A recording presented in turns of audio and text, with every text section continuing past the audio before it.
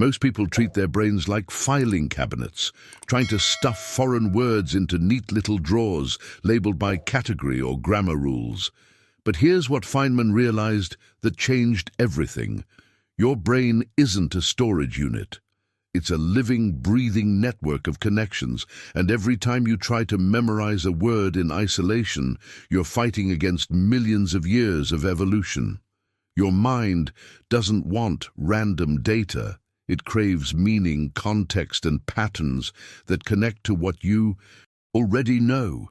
What Feynman uncovered was that language learning fails for most people because they're essentially trying to build a house by throwing bricks in random directions, hoping they'll somehow stack themselves into walls. Every vocabulary list you memorize without real context, every grammar rule you study without immediately using it, every phrase you repeat without understanding why it works. These are all bricks scattered across the ground. They might look impressive in quantity, but they'll never become a structure you can actually live in. Have you ever wondered why a Nobel Prize-winning physicist, someone whose expertise was quantum mechanics and particle physics, became obsessed with understanding how the human brain learns languages? Richard Feynman wasn't just brilliant at physics, he was notorious for his ability to master seemingly impossible subjects in record time, from safe-cracking to playing the bongos, and yes, even languages. But what he discovered about language learning wasn't just another study technique. It was a complete rewiring of how we approach the entire process. A hack so powerful it could collapse years of struggle into months of effortless absorption. Has this ever happened to you? You've spent countless hours with language apps, filled notebooks with vocabulary lists, listened to podcasts during your commute. Yet when someone actually speaks to you in that language, your mind goes completely blank. That sinking feeling of panic, that frustrating gap between the hundreds of words you've studied and your inability to say even the simplest sentence. It's not because you're bad at languages. It's because almost everything you've been taught about language learning is fundamentally broken. But before we begin, please hit the like button and let me know where in the world you're watching from today. It's always fascinating seeing who's joining us from around the world. And if you haven't already, make sure to hit that subscribe button and turn on the notification bell so you don't miss any of our future videos. The secret Feynman discovered wasn't about studying harder or finding better apps. It was about understanding a simple but revolutionary truth. Your brain has hidden mechanisms, specific neural pathways that, when activated in the right sequence, make language acquisition almost automatic. These aren't mystical shortcuts or magic formulas. They're based on how memory actually forms, how neural connections strengthen, and how information moves from temporary recognition to permanent mastery. Stay with me until the end, because what you're about to discover might surprise you, and it will completely transform how you think about learning not just languages, but anything complex. The technique Feynman used wasn't complicated. In fact, the most powerful part is that it takes just 15 minutes a day. But those 15 minutes, when structured correctly, create exponential results that traditional methods could never achieve even with hours of daily practice. So why do most language learners forget half of what they study within just a few days?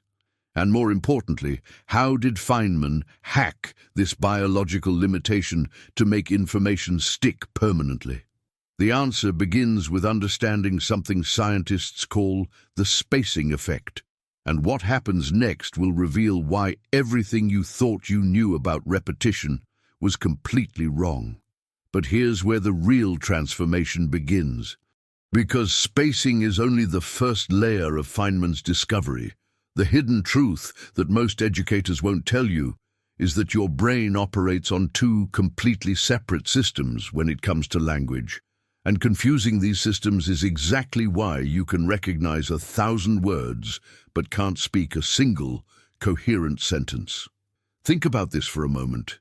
You've probably experienced that weird disconnect where you're reading something in your target language and nodding along, understanding, most of it feeling pretty confident about your progress. Then someone asks you a simple question in that same language, and suddenly your mind is racing, searching desperately for words that were just there moments ago. This isn't a failure of memory. It's a revelation about how your brain actually works. Recognition and production live in entirely different neighborhoods of your neural architecture, and one doesn't automatically strengthen the other. Feynman understood something profound about this separation. Your brain doesn't truly absorb language when you're passively consuming it, no matter how many hours you invest. It absorbs language when you force it to create with it. Every time you listen to a podcast or scroll through flashcards, you're essentially window shopping, looking at the merchandise, but never actually buying anything, never taking ownership. The real impact happens when you struggle to express an original thought, even if it comes out awkward and broken at first. This is where the mindset shift becomes critical. Most people avoid speaking or writing because they're terrified of making mistakes. But those mistakes, that uncomfortable struggle to construct your own sentences, that's not the obstacle to learning. It's the actual mechanism of learning itself. When you describe your morning routine out loud in Spanish while making coffee, or mentally narrate your commute in Japanese, or write terrible poetry in French about your cat, you're doing something infinitely more powerful than any textbook exercise could ever achieve. You're building neural pathways through active creation, and those pathways are exponentially stronger than anything passive repetition could produce. Now, I want to go even deeper into why this creation process works so dramatically well. Behind the scenes of your conscious experience, your brain is constantly making decisions about what information deserves permanent storage and what can be discarded. It's ruthlessly efficient. And here's the key. It prioritizes information that you've had to actively retrieve and use. This is what Feynman called the testing effect. And understanding this principle changes everything about how you should structure your practice. Every time you close your textbook and force yourself to recall a word without looking, every time you try to remember how to say something without checking your phone, you're sending your brain a powerful signal that this information matters. That moment of reaching, that brief struggle before the word comes to you, that's not inefficiency. That's your brain literally forging stronger memory traces, creating connections that become more permanent with each retrieval attempt. The journey from struggling student to effortless speaker isn't about accumulating more knowledge. It's about accumulating thousands of these retrieval moments until the pathways become automatic. Write in the comments, "I'm switching to active practice," if you're ready. To stop consuming and start creating with your target language. The revelations don't stop there, because even when you're actively creating and retrieving language, there's still one massive obstacle that trips up almost everyone.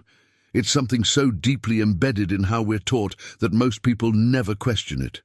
Traditional language courses organize everything into neat little boxes. Greetings here, food vocabulary there, travel phrases in another chapter. It feels logical, organized, efficient.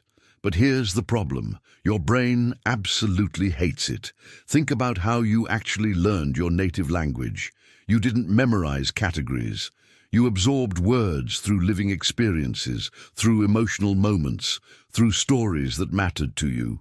Every word came wrapped in context, in feeling, in personal meaning. But the moment we try to learn a second language, we abandon this natural process and force our brains into artificial structures that fight against how memory actually works.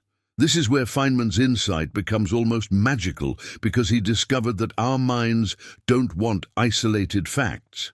They crave interconnected webs of meaning.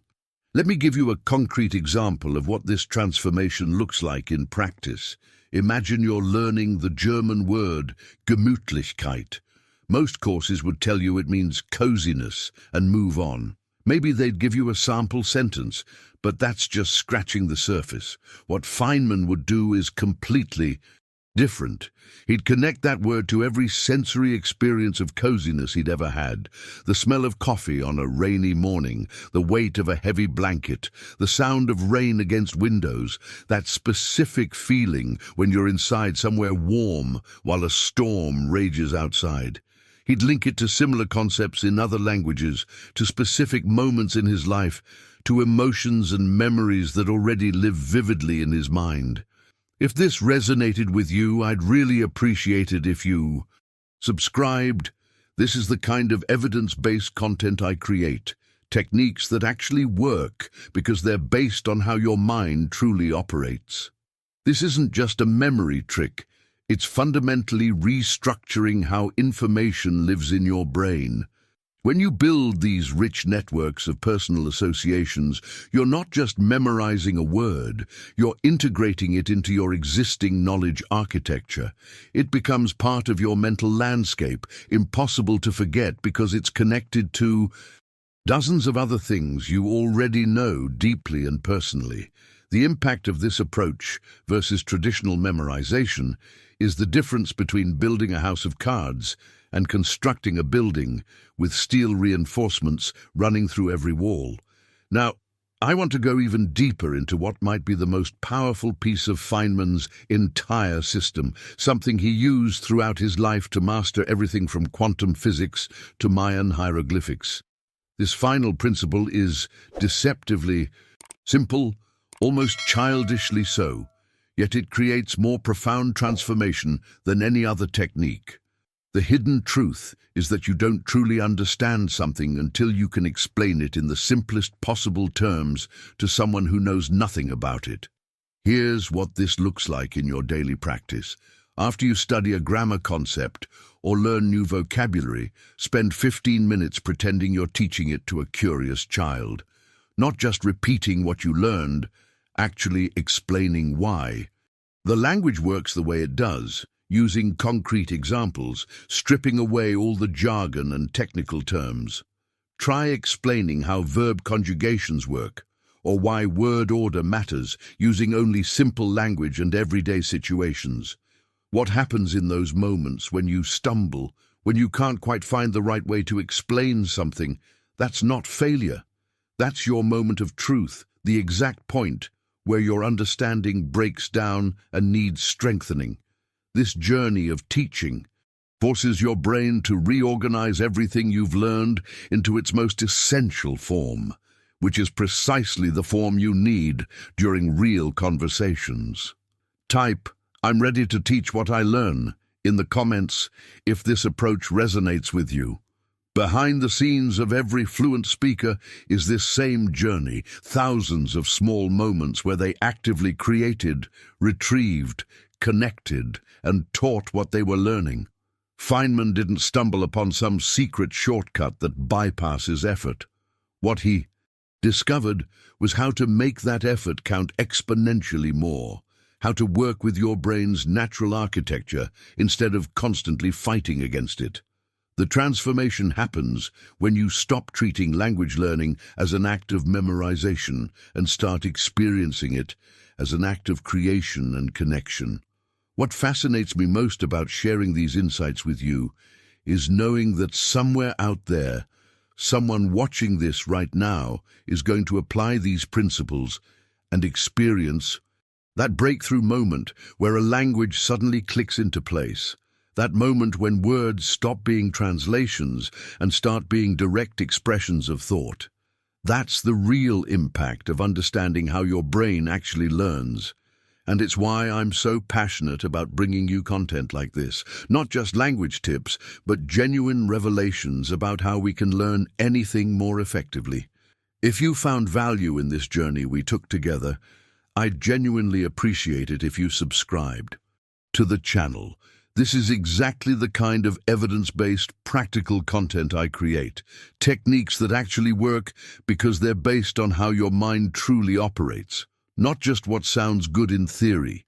And if you made it all the way to the end here with me, drop a comment saying, Feynman changed how I think, so I know you're part of this community of curious learners.